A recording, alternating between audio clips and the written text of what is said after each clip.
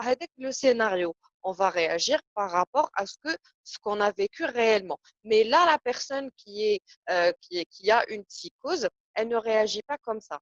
Quand elle imagine quelque chose, elle va réagir par rapport à ce qu'elle a imaginé. Pourquoi? Parce qu'elle ne fait pas la différence mais bien ce qu'elle a imaginé, ce qu'elle a vécu réellement. Donc, la personne, elle va perdre contact avec la réalité, ce qui va causer une désorganisation de sa personnalité, puisqu'en fait, elle va réagir par rapport à ce qu'elle a imaginé. Donc, elle va commencer à réagir d'une manière qui n'est pas vraiment correcte, ce qui va causer une désorganisation par la personnalité taha. Ce ne sera pas la personnalité taha correcte perçue par son entourage. Donc, la transformation tenue délirante du vécu. En gros, elle va tenir aller vers des scénarios qui se sont déroulés il y a des années et elle va aussi les déformer. Donc, si par exemple, il y a très longtemps, je sais pas moi, on lui a donné quelque chose, elle va imaginer qu'on lui a pas donné, etc., etc. Elle va réagir par rapport à ça. Donc, les psychoses, il y a deux types de psychoses. Il y a les psychoses aiguës. C'est-à-dire que dans ce cas-là, ce ne sera pas des psychoses qui vont durer trop longtemps ou là qui auront des effets très très néfastes, etc. Donc, ce sera des psychoses aiguës, ce qu'on appelle des accès maniaques. C'est-à-dire qu'ils foutent une personne par une période où elle va s'imaginer des trucs, etc. Mais ce ne sera pas très très lourd. Et ce qu'on appelle aussi des bouffées délirantes aiguës, c'est assez connu, c'est des personnes qui ont une période où elles auront une très grande sécrétion de dopamine, c'est ce qui va causer des bouffées délirantes aiguës. Ok. Sinon, ce qui nous concerne le plus, ce sont les psychoses chroniques. Les psychoses chroniques, c'est beaucoup plus la schizophrénie. D'ailleurs, les neuroleptiques sont beaucoup prescrits en traitement symptomatologique de schizophrénie, parce que d'ailleurs, ils guérissent dans 70% des cas les symptômes. Donc, pour rappel, les neuroleptiques, ce sont des traitements symptomatiques. On va essayer de traiter, enfin, petit traité, on va essayer de diminuer ou là de, comment dirais-je, d'éliminer certains effets en les réduisant seulement. On n'est pas en train de traiter la cause de la psychose, mais on est beaucoup plus en train de traiter les symptômes ou les conséquences. Donc, psychose, la schizophrénie, des psychoses hallucinatoires, chroniques, et aussi des psychoses maniaco-dépressives. Généralement, ça commence par des psychoses aiguës et ça se transforme en psychose chronique. Les accès maniaques qui se transforment en psychose maniaco-dépressive. Jusque-là, je suppose que c'est bon. On a juste défini la psychose. Après ça, donc les symptômes d'une psychose. Quels sont les symptômes d'une psychose? C'est-à-dire, il y a nous diviser en deux. Ça dépendra bien sûr. Arrêtez d'écrire sur mon écran. Je rigole. Alors, ça sera beaucoup plus des symptômes qui seront positifs ou la productifs, ou parfois ça sera des symptômes négatifs ou les déficitaires. La plupart des cas, c'est-à-dire là où les neuroleptiques sont utilisés, c'est dans les symptômes qui sont beaucoup plus positifs ou productifs. L'ihuma, c'est quoi? C'est les hallucinations, c'est les délires et les agitations. Qu'est-ce qu'on va remarquer? Au niveau de la partie mésolimbique, il y aura une hyperactivité dopaminergique. Donc, en gros, il y a une très grande libération des dopamines et une très grande, comment dirais-je, un très grand influx nerveux. Donc, c'est généralement dans ces situations-là qu'on va donner les neuroleptiques. On peut aussi les prescrire pour des symptômes qui sont négatifs ou les déficitaires. Là, on parle d'un repli social et ou affectif. Une apathie, la personne, elle est plutôt, euh, comment dirais-je, elle est incapable de ressentir de l'empathie envers les autres. C'est une personne, l'irraditoulique, insensible, indifférente. Donc voilà, c'est écrit indifférence, perte de contact, voire autisme carrément. Donc, on a deux situations. Soit une hyperactivité dopaminergique au niveau mésolimbique qui va nous causer des symptômes qui sont positifs. Et on a aussi l'autre cas, c'est que ce sera des symptômes négatifs qui sont caractérisés par une hypoactivité dopaminergique au niveau mésocortical. À ce niveau-là, vous devez savoir que lorsqu'on a une hypoactivité dopaminergique au niveau mésocortical, on aura des syndromes négatifs. Et quand on aura une hyperactivité au niveau mésolimbique, on aura une activité, c'est-à-dire on aura des symptômes qui seront positifs. À long terme, on va voir s'associer tout ce qui est anxiété, dépression et altération des fonctions cognitives. Normalement, jusque-là, c'est clair. Alors, on va commencer donc par nos médicaments. Comme d'habitude, les médicaments, les radicaux, généralement, tout ce qui est si فيهم première génération et de seconde génération. C'est-à-dire, on a les neuroleptiques conventionnels ou là, ce qu'on appelle typiques de première génération et on a les neuroleptiques atypiques ou de deuxième génération. Pour les conventionnels, les phénothiazines, qui m'a par exemple la chlorpromazine, qui est le chef de file qu'on appelle le Larcactil, c'est le nom commercial. Donc, vous allez me poser la question, est-ce qu'on est censé connaître les médicaments? Non, mais vous devez, dans chaque, c'est-à-dire pratiquement les cours, vous devez absolument connaître le chef de file. Qui m'a par exemple, on a le Larcactil ou la phénothiazine, c'est important de les connaître. Tani les morales, l'alopéridol, il est assez connu, donc vous devez le connaître aussi. C'est un butyrophénone. On a aussi les benzamides ou les anisamides, le sulférite et d'autres composés tricycliques. Ils sont associés à des effets indésirables neurologiques. Quand on joue les neuroleptiques de deuxième génération, on va directement de nous les anciens pour dire qu'ils ont des effets indésirables. Et en effet, les neuroleptiques, ils ont des effets indésirables très, très, très lourds. Alors, pour les neuroleptiques atypiques de deuxième génération, ils donnent une meilleure efficacité que les typiques sur les symptômes déficitaires et meilleure tolérance, donc moins d'effets indésirables. Donc, les symptômes que nous avons tout à l'heure, ils sont déficitaires, genre tout ce qui est isolement, repli social, etc. Les deuxième génération ont un effet. Qui dans le mécanisme, je vais expliquer. Alors, genre, ils auront aussi une meilleure tolérance et moins d'effets indésirables, comme par exemple la clozapine et le risperidone. D'accord? Donc, j'ai essayé donc, de résumer l'effet, c'est-à-dire le mécanisme d'action. Bon, il faut savoir que lorsqu'on parle de psychose, alors, on a un excès de dopamine en temps normal. Je ne parle pas des effets déficitaires, je parle des effets productifs. On a un excès de dopamine. Alors, et la dopamine, elle passe beaucoup trop. Et donc là, ce qu'on va essayer de faire, c'est de bloquer la transmission dopaminergique. Qu'est-ce qu'on va faire? On va administrer les neuroleptiques. Les neuroleptiques, ils ont tendance à bloquer les récepteurs dopaminergiques type D2. Mais ce qu'il faut savoir en même temps, c'est que quand il va bloquer le type D2, en même temps, puisque en fait, c'est un bloqueur des récepteurs dopaminergiques en général, et donc il va s'attaquer à tous les autres récepteurs liés à de la dopamine, c'est-à-dire tel sarfihom.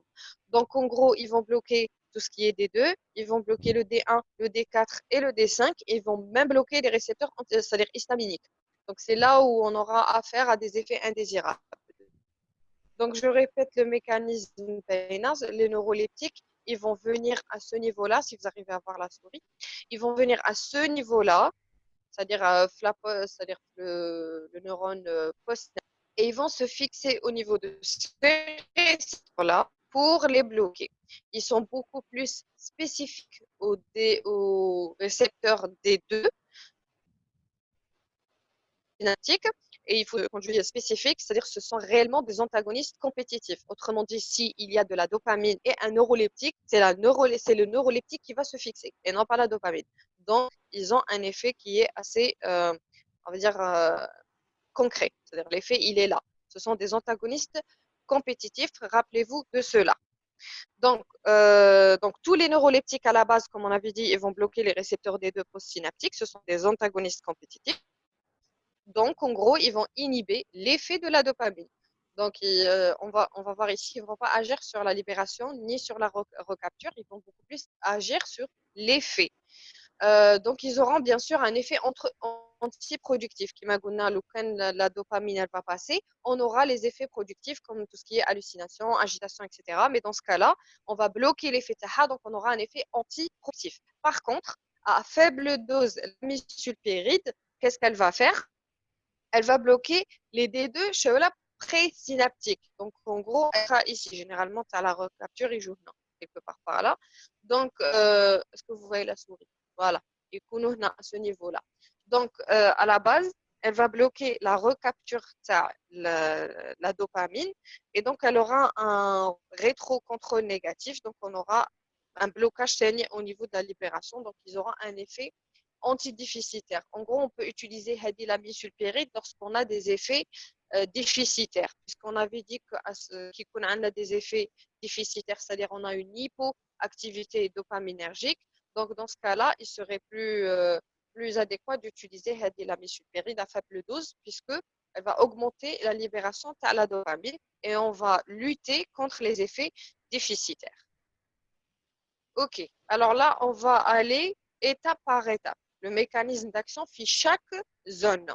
Comme j'avais dit tout à l'heure, la dopamine qui est bloquée, c'est-à-dire les neuroleptiques qui bloquent les récepteurs de la dopamine, ils vont se retrouver un peu partout parce que la dopamine, tout simplement, c'est parmi les neurotransmetteurs les plus abondants au niveau cérébral. Et donc, qui joue une action sur presque pas mal de récepteurs.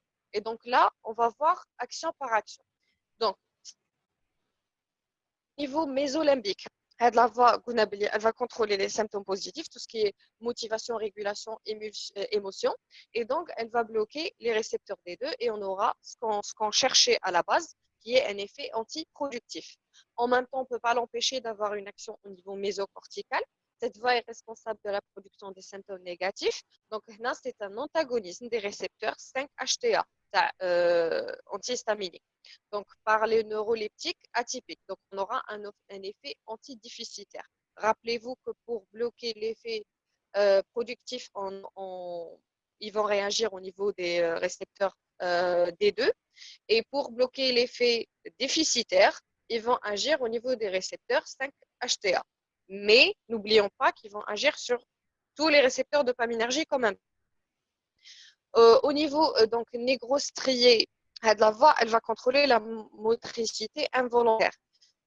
Donc là, on aura le problème, le syndrome extrapyramidaux, on a presque les mêmes problèmes que les antiparkinsoniens. Donc on aura en fait, plutôt que le Parkinson, on aura les mêmes symptômes que le Parkinson.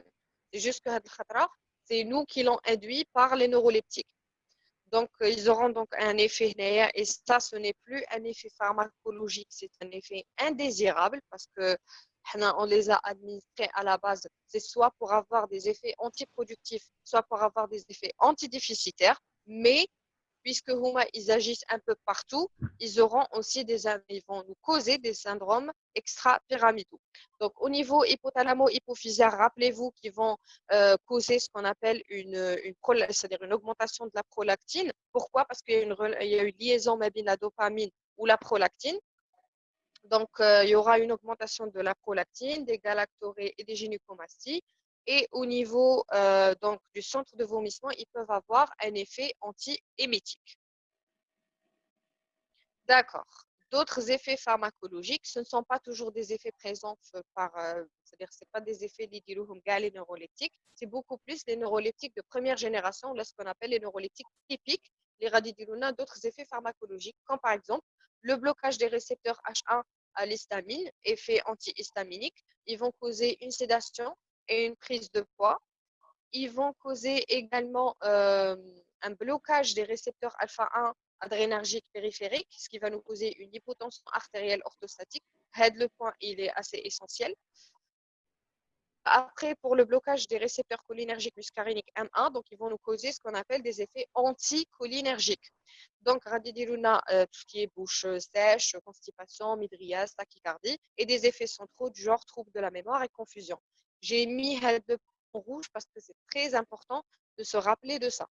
En dernier, je vais essayer de résumer chez les points importants quand il s'agit de neuroleptiques. OK. Donc, ils vont bloquer aussi les récepteurs 5-HT, à la sérotonine, donc neuroleptique atypique, et ils vont causer directement la prise de poids. Ce n'est pas mentionné FLADIAP, mais ils causent aussi le diabète. Alors, on va passer maintenant aux effets indésirables. Les effets indésirables sont beaucoup plus type moteur, c'est-à-dire par blocage dopaminergique. Ils vont causer, comme on avait dit tout à l'heure, un syndrome extrapyramidal, c'est-à-dire le syndrome parkinsonien. On aura une akinésie, dyskinésie et des tremblements. Akinésie, dyskinésie, c'est-à-dire akinésie, c'est impossibilité de se tenir debout. Le mouvement tranquille, ils vont tomber. Donc, et dyskinésie, c'est une, comment dirais-je, le mouvement taham, il est pas correct, c'est-à-dire soit il est trop lent, soit il est accompagné de tremblements. Alors, moins important et moins fréquent avec le neuroleptique atypique, c'est ce qu'on avait dit tout à l'heure. c'est que les neuroleptiques de deuxième génération, ils ont moins d'effets indésirables, donc ils vont causer moins de syndrome parkinsonien. Ils peuvent être corrigés par les anticholinergiques. Donc, en gros, si on administre des neuroleptiques et qu'on est obligé d'administrer des neuroleptiques, on peut corriger les effets indésirables en administrant des anticholinergiques, qui m'a dit tout à l'heure, quand ils vont bloquer les récepteurs muscariniques, il y a un syndrome anticholinergique, donc il vaut mieux les médicaments anticholinergiques pour éviter le syndrome parkinsonien. Après, on aura une hyperprolactinémie. On avait dit qu'il y aura une augmentation de la prolactine, une aménorrhée, une galactorrhée, une gynécomastie chez les hommes. Les effets toujours indésirables par blocage d'autres récepteurs, bouche sèche, vision trouble, constipation, rétention urinaire, confusion et hypotension, sédation, prise de poids. Très très important à retenir, leucopénie et agranulocytose, phénotiazine, surtout la clozapine, oui, elle va causer une agranulocytose, donc il faut une surveillance hématologique par FNS. Les 3 premiers mois, c'est très très très important. Ils vont causer la leucopénie, donc les 3 premiers mois de l'utilisation, il faut toujours surveiller le bilan hématologique, surtout s'ils sont sous phénotiazine et la clozapine plus particulièrement. Ils vont causer également le syndrome malin. Alors, le syndrome malin, c'est une urgence. C'est une urgence clinique. Il faut tout de suite agir par arrêt immédiat des neuroleptiques. C'est quoi le syndrome malin? Donc, en fait, on va remarquer une hyperthermie, or une fièvre, une fièvre, oui, et une hypertonie et un état de choc. Donc, il faudra directement aller en réa. Il faut tout de suite arrêter immédiatement les neuroleptiques. Il y a bien sûr un risque d'allergie et la photosensibilité, c'est aussi connu et relié aux neuroleptiques. Les contre-indications, c'est clair. On a eu en cas d'allergie par rapport à l'un des composés, il ne faut pas administrer. En cas de maladie de Parkinson, puisque Gunnar a dit les syndromes extrapyramidaux, donc il vaut mieux ne pas administrer. En cas de glaucome et de troubles urétroprostatiques, d'après vous, pourquoi il ne faut pas administrer les neuroleptiques si on a un glaucome? J'attends vos réponses dans le chat. Je répète ma question. Pourquoi, d'après vous, on ne doit pas administrer les neuroleptiques quand on a un glaucome?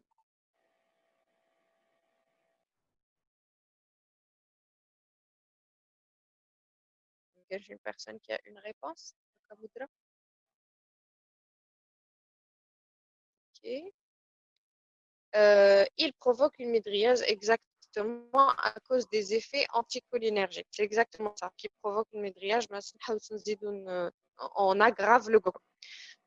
Troubles urétroprostatiques, c'est toujours à cause des effets anticholinergiques, parce qu'on avait dit qu'ils vont augmenter la rétention urinaire. Antécédent d'agranulocytose, donc si une personne a un antécédent d'agranulocytose ou a un problème, le bilan hématologique, il vaut mieux éviter la clozapine et les phénotiazines. Pour les utilisateurs de machines, conduite, etc., donc l'imaguna tout à l'heure, ils vont causer un effet sédatif, parce que surtout les premiers, les types, ils vont causer un effet sédatif, donc tout ce qui est manipulation de machines, d'engins, etc., il vaut mieux éviter d'administrer le proleptique. Donc, le cours est terminé. Par contre, je vais faire un petit résumé juste histoire de savoir quoi se rappeler. Les antipsychotiques, c'est les mêmes. C'est ça, les neuroleptiques. Ce sont des psycholeptiques. On essaye de diminuer l'activité cérébrale. Pourquoi? Parce qu'on a beaucoup trop de dopamine. Ça, à cause de quoi ça? C'est dans le cas d'une psychose.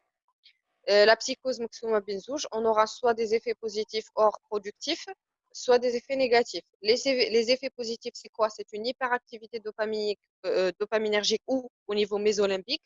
Et au niveau mésocortical, on aura une hypoactivité dopaminergique, ce qui va nous causer des effets négatifs.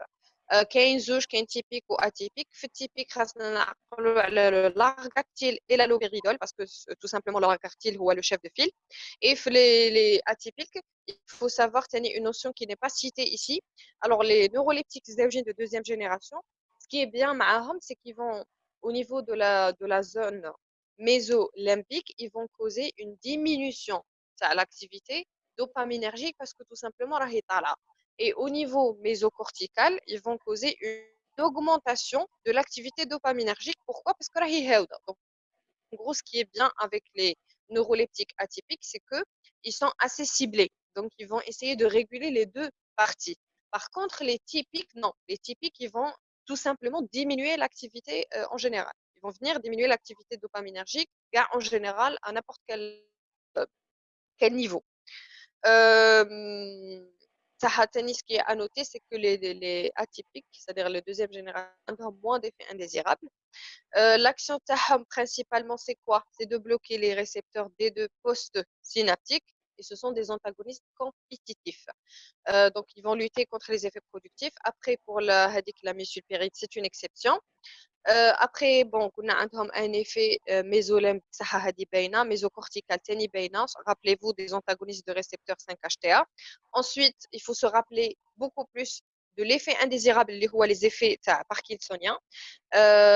Il faut se rappeler une hyperprolactinémie ou pardon, un effet anticholinergique. C'est très important. Donc, on doit se rappeler des effets indésirables qui sont beaucoup plus les typiques. Donc, comme on avait dit, le syndrome parkinsonien, la kinésie et la dyskinésie, une hyperprolactinémie, la granulocytose, ça nous a été posé le QCM, et aussi le syndrome malin qui est très important. Syndrome malin, هذا نلقوه بالبزاف عند des personnes اللي يعطوهم neuroleptiques où il se manifeste généralement les 2 premières semaines qui يعطوهم le juste après l'administration du traitement. Les 2 premières semaines, on a manifestation du syndrome malin. Donc, si on a manifestation du syndrome malin, il faudra arrêter tout de suite le traitement et passer à la réa parce que c'est très grave.